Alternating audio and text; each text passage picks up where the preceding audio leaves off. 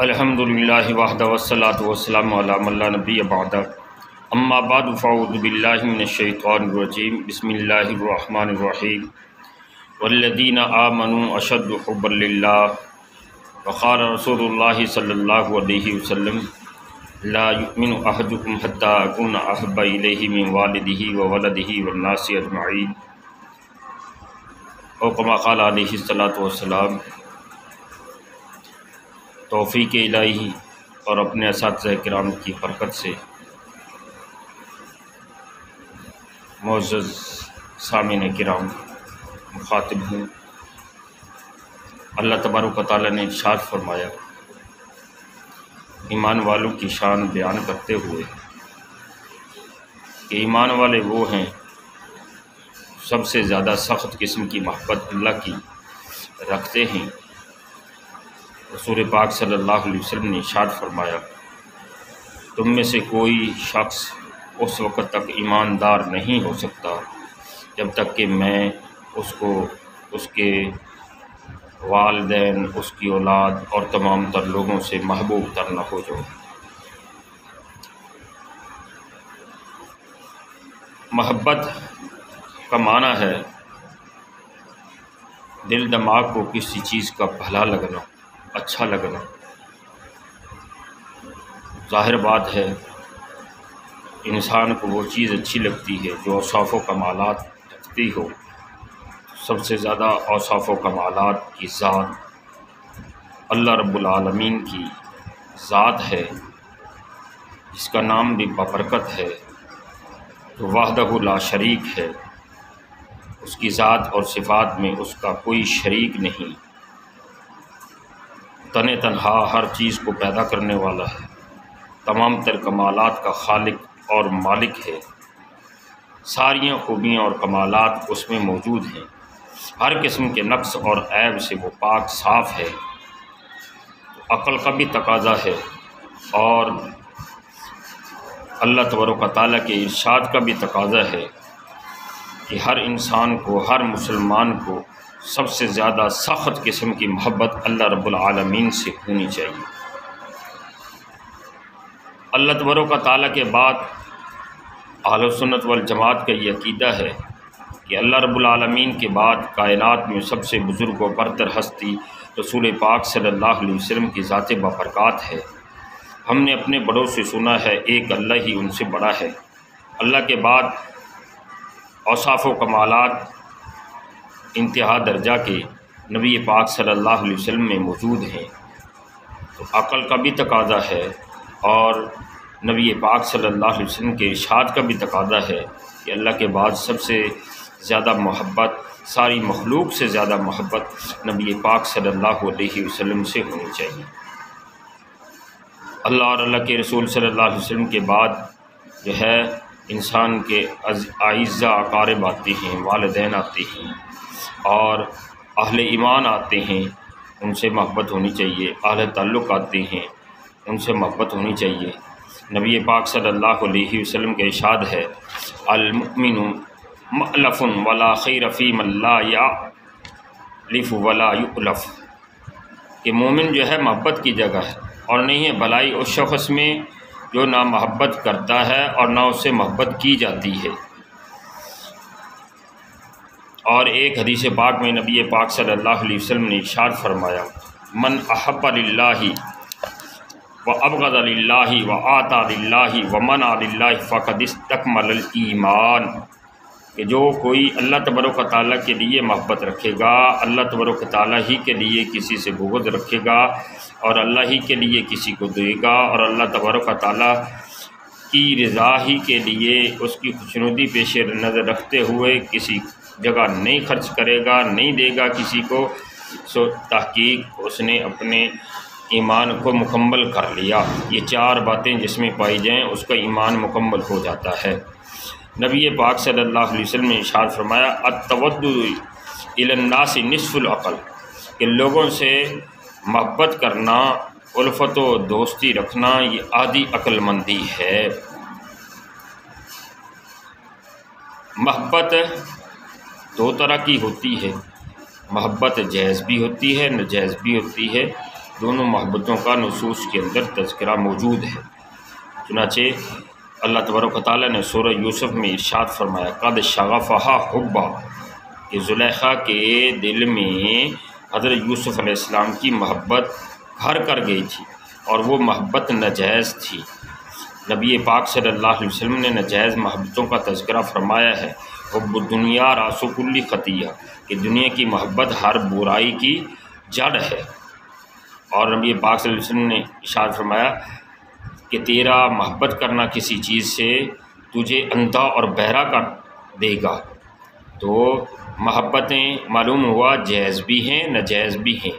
جائز محبتوں کا نبی پاک صلی اللہ علیہ وسلم نے اللہ تبارک و تعالیٰ سے سوال کیا ہے، اللہم انی اسألک حبک وحب من یحبک وحب عمل یقرب الی حبک، اے اللہ میں تجھ سے تیری محبت مانگتا ہوں اور ان لوگوں کی محبت مانگتا ہوں جو تجھ سے محبت کرتے ہیں، اور اس عمل کی محبت مانگتا ہوں جو مجھ کو تیرے قریب کر دے۔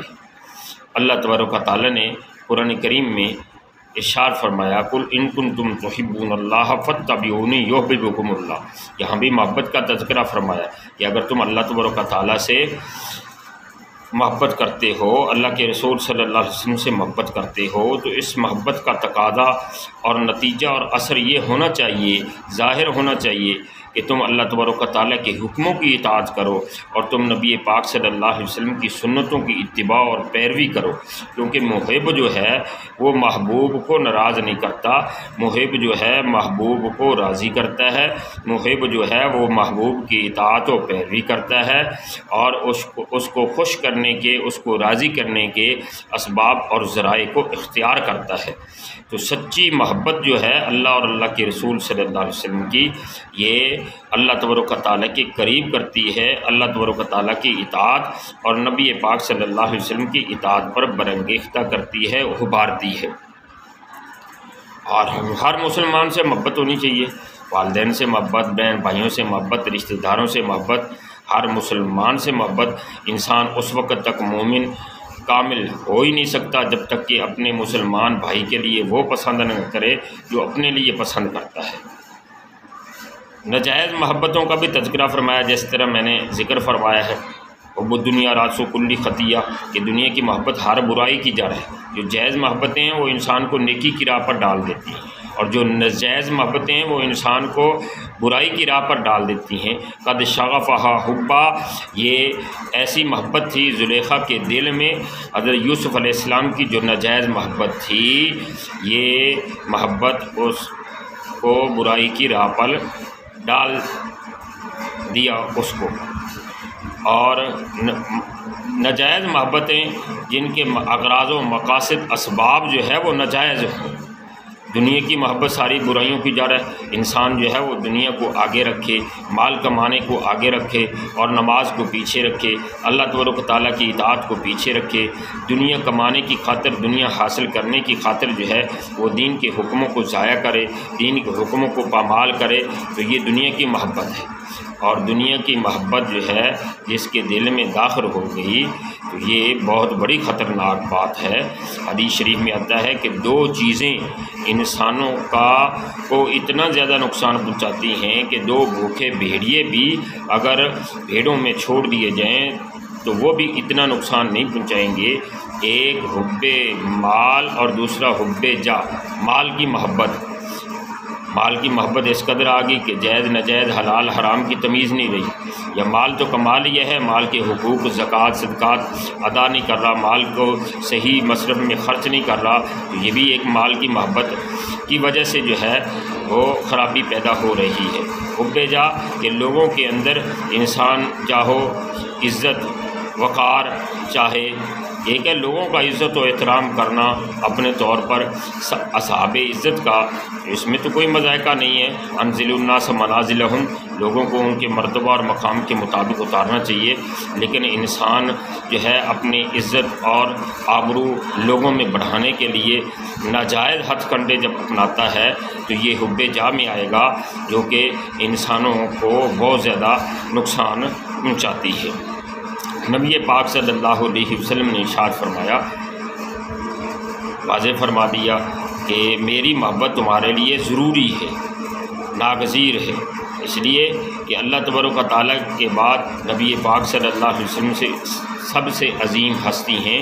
ہر مسلمان کے دل میں نبی پاک صلی اللہ علیہ وسلم کی محبت جو ہے وہ ساری مخلوق سے زیادہ موجود ہے۔ اس کے بغیر جو ہے انسان مومن کہلانے کے قابل نہیں رہ سکتا۔